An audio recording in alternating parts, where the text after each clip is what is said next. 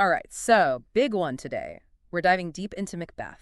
Specifically, how to totally ace those GCSE exam questions. The AQA English Literature ones. Yeah, those. It's a bit of a minefield out there. Total minefield. But that's why we're here.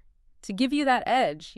Absolutely. And we got this amazing Macbeth exam question guide to help us out. Oh, nice. A little cheat sheet for the exam? Sort of. More like a roadmap, actually. It's not just about passing the test. It's about, really getting under the skin of the play. Yeah. Understanding how Shakespeare actually crafted it. Okay, I like that, getting all strategic.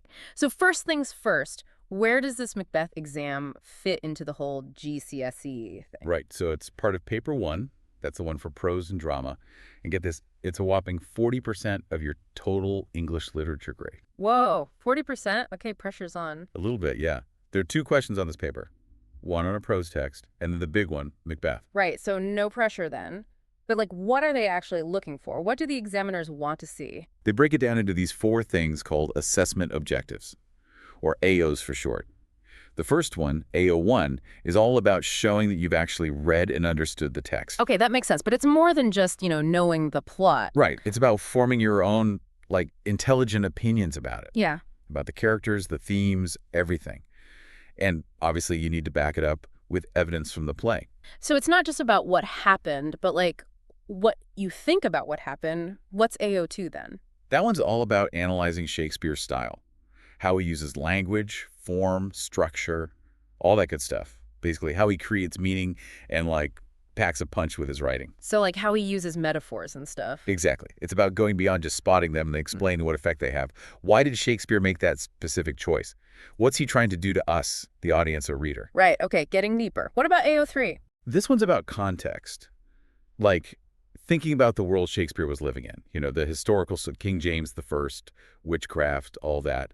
Because understanding that adds, whole new layers of meaning to the play. Yeah, it's how does the play reflect the world it was written in? Right. Exactly. Yeah. For example, King James was totally obsessed with witches and demons. He even wrote a book about it, Demonology. No way, really. Yeah. So imagine how his audience would have reacted to the witches in Macbeth.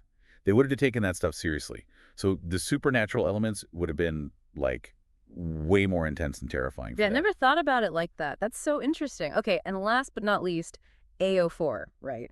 What's that one all about? That one's slightly different. It's basically about how well you write.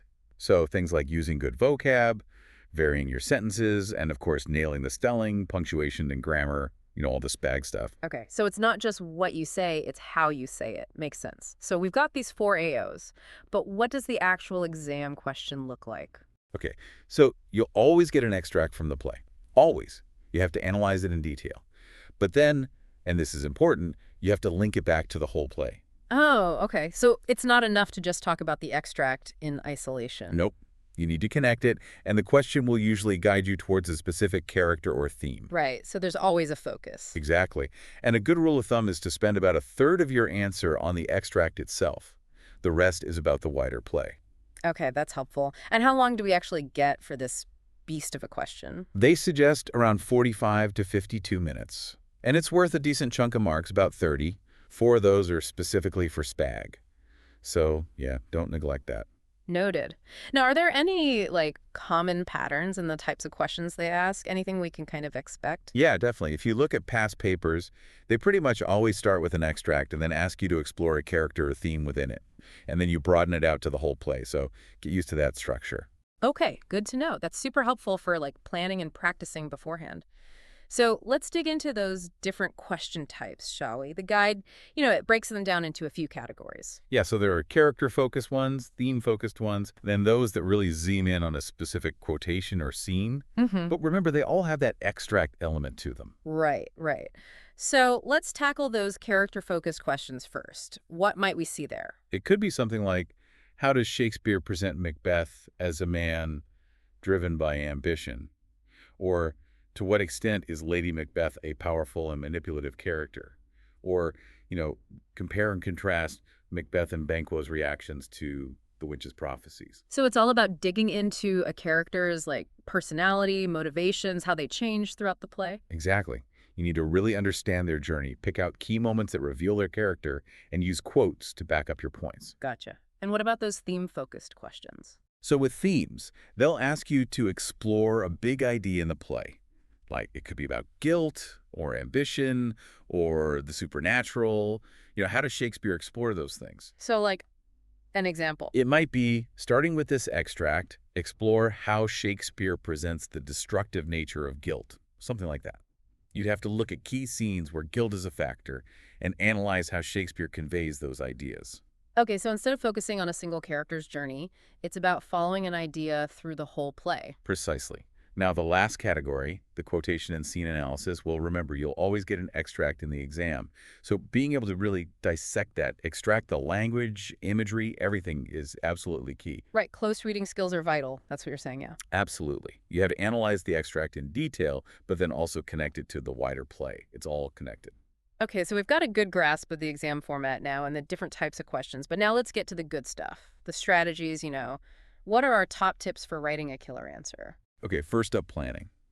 Don't even think about putting pen to paper until you've spent a solid 5 to 10 minutes planning. Okay, planning is key, but what does that actually involve? Read the question super carefully, like underline key words. Then figure out your main argument, your thesis statement. It's like the backbone of your whole answer. Right, okay. That's what we're building everything around. Exactly. And then jot down 3 or 4 main points that support that argument. And for each point, find a quote or a specific example from the play that backs it up. So it's like building a little framework for the essay before you even start writing. Exactly. Planning keeps you focused, makes your answer clear and organized. I like it. No rambling. Yeah. So once we have a plan, what's next? Intro time. Keep it brief, 1 or 2 sentences max. Clearly state your thesis, use those keywords from the question, and signal that you'll be talking about the whole play, not just the extract. So no long-winded introductions. Get straight to the point. Exactly. And try to hint that you understand. Shakespeare's a clever dude. He's making conscious choices with his writing. Right. Show off that literary knowledge. Okay, what about the main body of the essay? This is where your plan really shines. Build strong paragraphs using the PE structure. PEE, like what we did in primary school. Yep. Point, evidence, explanation. Start each paragraph with a clear topic sentence, something that directly relates back to your thesis, and use keywords from the question again. Okay, so keep linking back to the question. All the time. Then bring in your evidence, a quote, a reference to an event, something specific from the play. But here's the kicker, the explanation. This is where you shine. Okay, spill the beans. What makes a good explanation? It's all about how that evidence supports your point, and even more importantly, how Shakespeare's using language and dramatic techniques to create specific effects. For example, if you're talking about how Lady Macbeth manipulates Macbeth, you might quote her saying, "Look like the innocent flower, but be the serpent under it." Oh, yeah, that's a good one. Super sneaky. Exactly. But don't just say she's telling him to be deceptive. Analyze the words. Like serpent has connotations of like danger and hidden evil. And the contrast with the innocent flower emphasizes how she's telling him to hide his true intentions. Oh, I see. So it's about going deeper than just like surface level meaning. Exactly. Think about how those words would have impacted the audience. What emotions do they evoke? Okay, so really unpack those quotes. Got it. Now, speaking of quotes, any advice on using them well? Choose wisely. Pick quotes that are short, snappy, and directly relevant to your point. Learn a few key quotes for each major character and theme. So, like, have a little arsenal of quotes ready to go. Exactly. But when you use them, make sure they flow naturally in your sentences. Don't just chuck them in randomly. And then spend a good chunk of your explanation analyzing specific words from the quote. Right, so integration is key. But can we use things other than quotes as evidence? Of course. You can also talk about key events, character development, stuff like that. Just make sure it's all relevant to the point you're making. Okay, so evidence is key, but it's not just about finding the right quote. It's about knowing what to do with it. Now, how do we show the examiner that we understand Shakespeare's, like, bigger picture stuff? Right, so you want to show that you recognize Macbeth as a tragedy. Think about the classic 5-act structure and how the play fits into that. 5 acts: exposition, rising action, climax, falling action, resolution. Right. You got it. And analyze how Shakespeare uses language. He switches between blank verse, prose, even rhymed verse. Why does he do that? What effect does it have? Yeah, I never thought much about that. It's like he's choosing his words deliberately to create different effects. Exactly. And then there are the motifs and symbols, those recurring images and ideas like blood, sleep, darkness. What do they represent? Ooh, symbolism. I remember learning about that in English class. Right, so think about what those things might symbolize. Blood could represent guilt, violence, the disruption of order. Sleep, or rather the lack of it, could show Macbeth's tormented state of mind, all that good stuff. So we're like reading between the lines and finding those hidden meanings. Precisely. And then there are all the literary devices. Metaphors, similes, Hmm. irony, soliloquies, asides. You need to spot them and then analyze how they work. Okay, so we've got a whole toolkit of literary devices to work with. Can you give us an example of how to actually analyze one of them? Sure. Let's take a soliloquy, like Macbeth's famous, "Is this a dagger which I see before me?" speech. Oh, yeah, the one where he's hallucinating. Exactly. Now, don't just say it shows he's going mad. Think about how Shakespeare uses language to create that effect. He uses imagery of blood, on thy blade, and dudgeon gouts of blood. This foreshadows the violence to come and also reflects Macbeth's guilt and fear. Oh, I see. So it's not just about what he's saying, it's about how he's saying it. Precisely. And then there's the way he directly addresses the dagger. "Come, let me clutch thee." This personification makes the dagger seem real, like an external force tempting him towards murder. Right, so we're analyzing the words and how they work together to create the desired effect. Got it. Okay, what about context? Where does that fit in? Context is super important, but don't just chuck it in as a separate paragraph at the end. So, no history lesson at the end of the essay. Nope. Weave it in throughout your analysis. For example, when you're talking about Macbeth's ambition, you could mention the divine right of kings. Right, that whole belief that kings were chosen by God. Exactly. So when Macbeth kills Duncan, it's not just murder. It's a huge sin against God. It throws the whole natural order into chaos. And the audience at the time would have been terrified by that.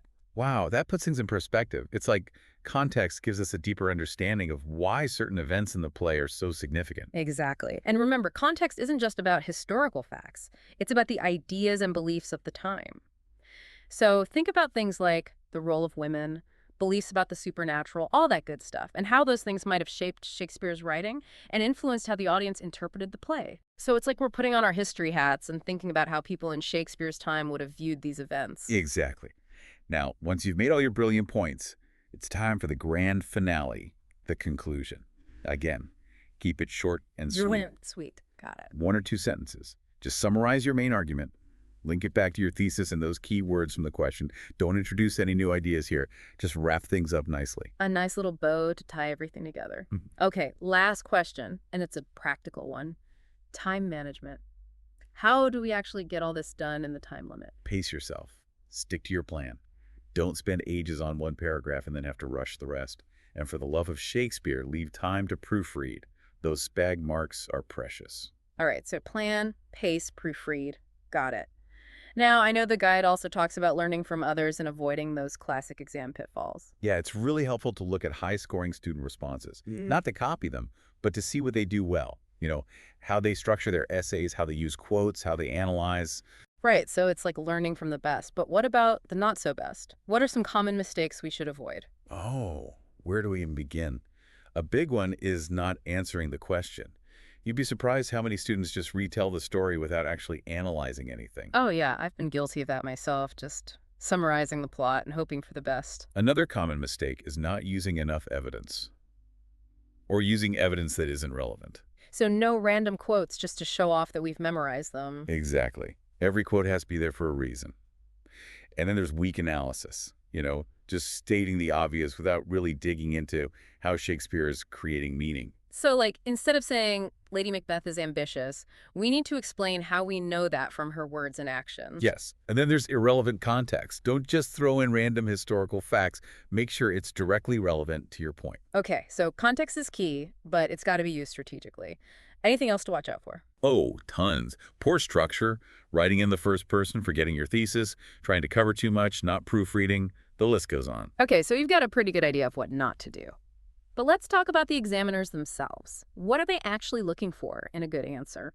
They're looking for evidence that you understand the play, that you can analyze Shakespeare's language and dramatic techniques, that you can construct a strong argument, and that you can express yourself clearly and accurately. Right, so it's all about showing off those analytical skills. Now, I know there are those level descriptors, the different levels you can achieve in the exam. Yeah, and it's helpful to understand those because they tell you exactly what you need to do to reach each level.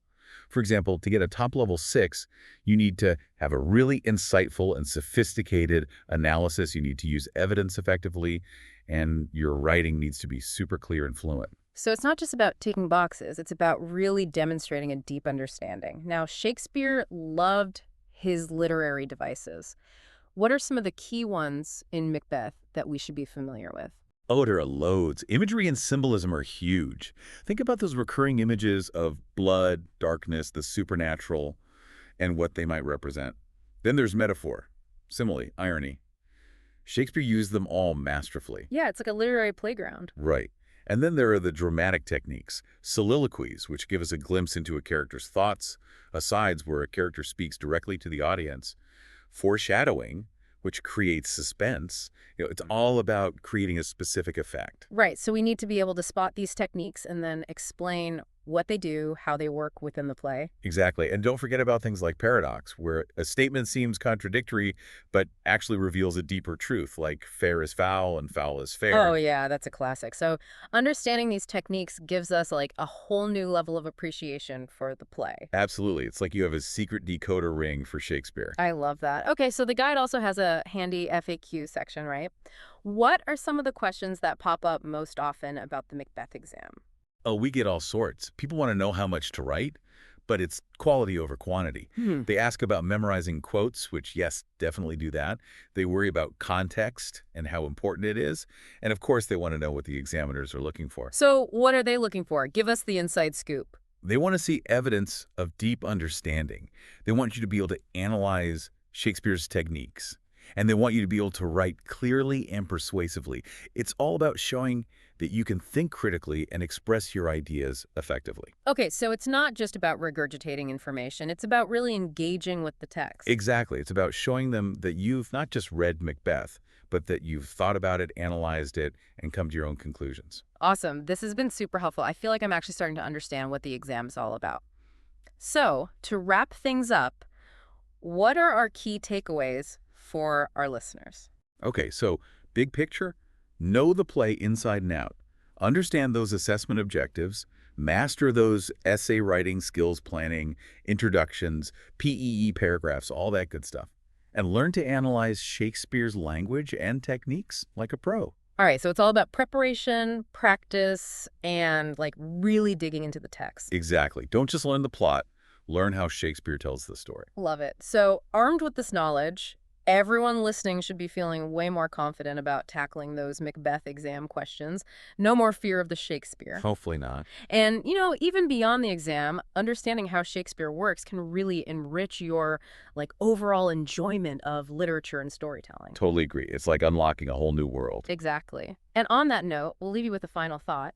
Think about how the skills you're developing now, understanding characters, analyzing language, constructing arguments, how those skills might actually be useful in other areas of your life. Ooh, that's a good one.